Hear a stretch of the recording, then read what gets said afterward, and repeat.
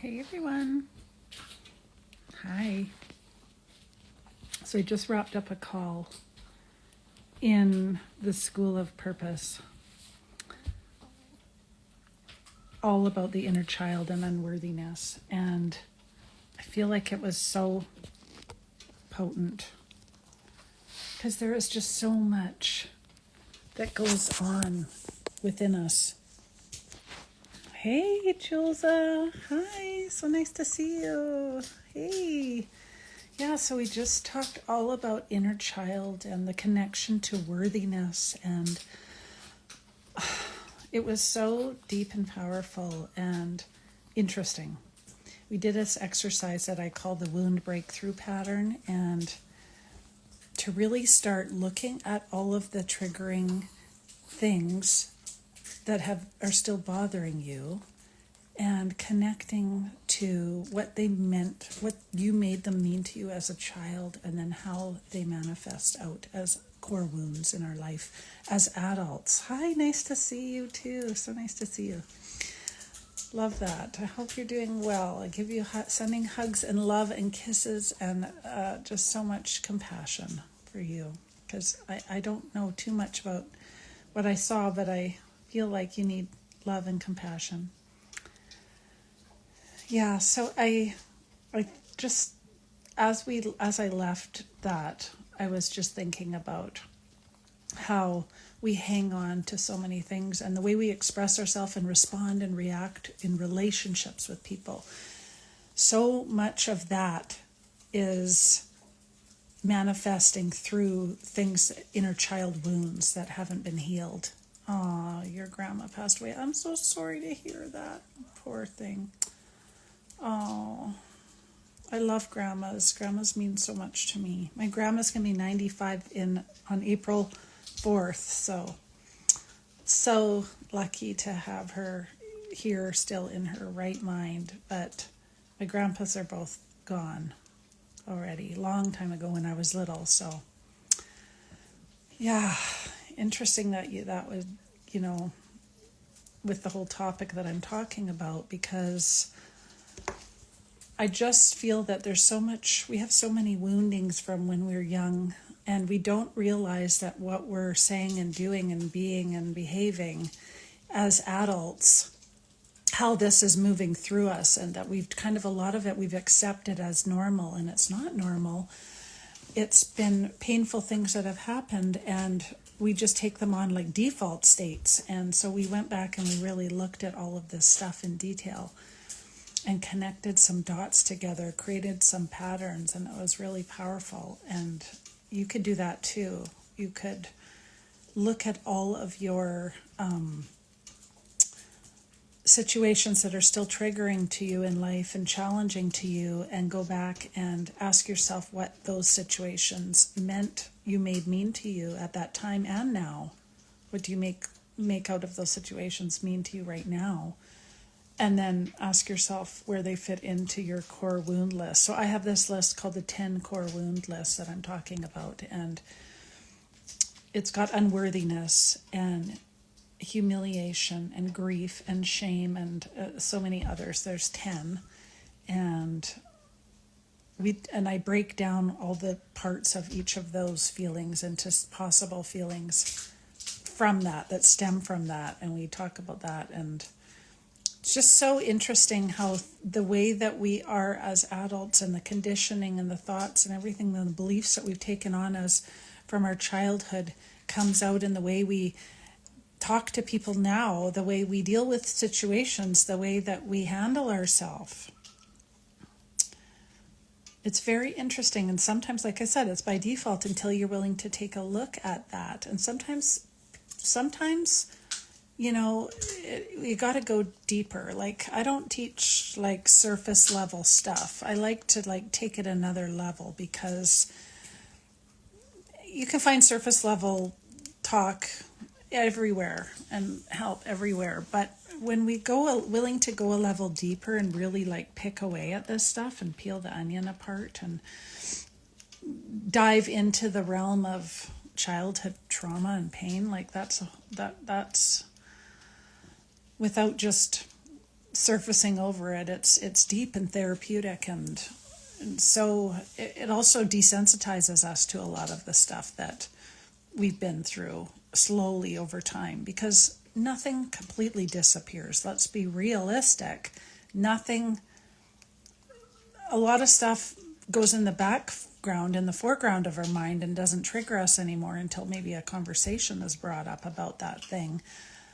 But there's some stuff that sits right out at the front of our mind that we can't seem to remove or erase and get rid of, and those are the painful situations that it's worth kind of diving into and digging deeper into it and examining and kind of excavating what's under the soil.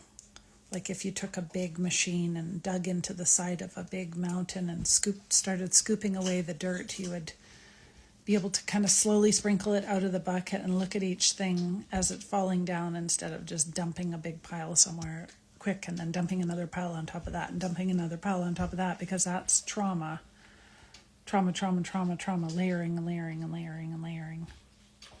So yeah, it was super interesting, and I was so impressed with everybody willing to go there and feel those feelings again and acknowledge them. And yeah, it was really powerful, and you can do that too. And that's why I wanted to share on this topic today, because it's worth kind of looking at things. If you're feeling like things are holding you back in life and there's stuff that you're just stuck on that feels stagnant, that you can't move through, looking at this stuff can be so powerful and critical to moving forward even. Because you're meant for so much more. You're meant for big, amazing things, and you probably have big goals and dreams and desires for your life and all of the beautiful things that the world has for us, but we sometimes stay small and we stay isolated and hidden away and suffer and suffer and suffer, and we're not living out our authentic self that we're meant to be because we feel unworthy. And usually unworthiness is at the core of inner child work. The super core of the 10 core wounds. The unworthiness is the root, like it's super rooted in everything pretty much. And something has given us that feeling of unworthiness. And if you're lucky enough to go through life that you've never felt unworthy, then you won't relate to what I'm talking about. But if you have, you will. And you will see that the sense of disconnection that you have between your life now and where you want to be and where you are now, and that wondering what's holding you back and how to kind of move through that. And I think digging at this, doing this deeper work is what will help you go through. Doing the deeper work, be willing to do the deeper work is even the first step. Yeah, so, and if you're not part of my community, you can join my free community. It's called Create, Heal, Shine on the Skool platform. Skool. And if you love this kind of work and you want to dive deeper with us along on the ride onto the journey back to self, you can join the School of Purpose, which is my paid community and houses like all of my programs and courses. And you get all that in one annual fee. So you can check that out if you're interested. And yeah, it's so you can join in any time. You're not missing the boat. Everything is recorded if you want to do that. But what I mostly wanted to say today is the power you have within yourself to make radical change is huge if the change is what you wish. And I use the analogy of a bird in a cage. And a lot of times when we haven't done any of the inner child healing work, we are that bird in the cage. We are the one sitting on the perch. And someone comes along, and we hope for years and years that someone's going to come along and open that door so we can fly out and spread our wings. But one day when that person does come and open the door of the bird cage and we stay on the perch because we're too scared and we don't know where to go, and what if I'm a failure, and what if it's scary out there, because we like to be in our comfort zone and we like to stay where things are easy and safe. But the easy, safe places are the places that keep you where you are. Everything that has brought you to where you are, you've had to make You've had to make big decisions. You've had to make choices. You've had to be fearless. You've had to kind of push past some of this stuff. And we need to do that to get to the next level. We have to push past it. We have to be able to be like, oh, the door's open. I can fly out. I know I can. Instead of, oh, what's out there? It's so scary. I don't know if I should. Should I stay here? Shut the door. Leave me in there. Maybe I should just stay here. It's safer. But what if? What if I don't fly out the door? What if I do stay here? What am I missing? What could be my life? And so sometimes we'll convince ourselves that safety and comfort is the best place to be. And we never get to experience what's out there when we fly out the door of the cage. So if you get anything from this, I hope for you to be the bird that makes a decision to, when that door is open, fly. Fly out as far as you can go and be fearless. And as you do that inner child work, you'll be more fearless. You'll be more confident. You'll see the connections and the patterns. You'll be able to acknowledge, okay, this is where that feeling came from. This is why I feel the way I feel, is because I went through this. And as you do that, you desensitize the trigger. You desensitize the trauma. It doesn't mean it disappears. It doesn't go away forever. It's just it's not triggering you as severe anymore. And then when that cage door opens, you've got more confidence, you've got more self-esteem, you're more empowered. You're more empowered to make a decision whether you should even fly out or not. But until we go do this work, we're not even able to decide. We just stay on that perch and pray that they shut the door quick so we don't have to make a decision. That's the interesting part.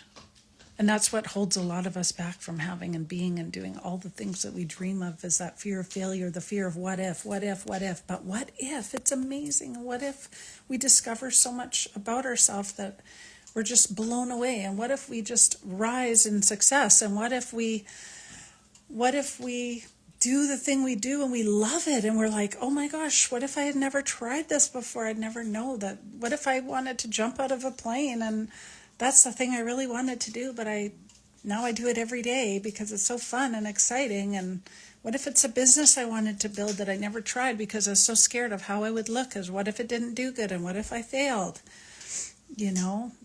So take that, do the work so that you can take the leap. And if you're already there, then that's amazing, because there's so much for you. There's so much out there for you and us to be and create and have and love, and beautiful relationships with people that are healthy and sacred and safe, and beautiful businesses that are healthy and sacred and safe, and so many other areas of our life that are affected when we take that jump and do the work, have the understanding and the compassion for ourselves, and know that we're okay with ourselves if we do have to do something that doesn't go as planned, that we're okay with ourselves. We're confident enough in ourselves that it's okay to have a failure. That's not really a failure. That's just a step forward learning. Nothing's truly a failure. The biggest people that created the most stuff in the world tried hundreds of times to do things. Most people can't say they tried one thing and it worked the first time. Amazing, successful people. They all had to come from an empowered place and fly out of the birdcage. So ask yourself what your inner child is speaking to you through all of these triggers, and try and dive into what you're making that mean for you, and if that's holding you back and keeping you stuck. Because the world is your oyster. So much beauty to be had. So thanks, guys. If you want to join the School of Purpose, come on over and join. You can come into our programs at any time, and you get full access of everything I do in there. And it's a beautiful place to be. And you want to join the free community, come on in. It's really active group of amazing, amazing humans, all up-leveling their life, doing the hard, deep inner work, not the surface stuff that is everywhere, but doing the real harder stuff, excavating our mind, digging up what's there.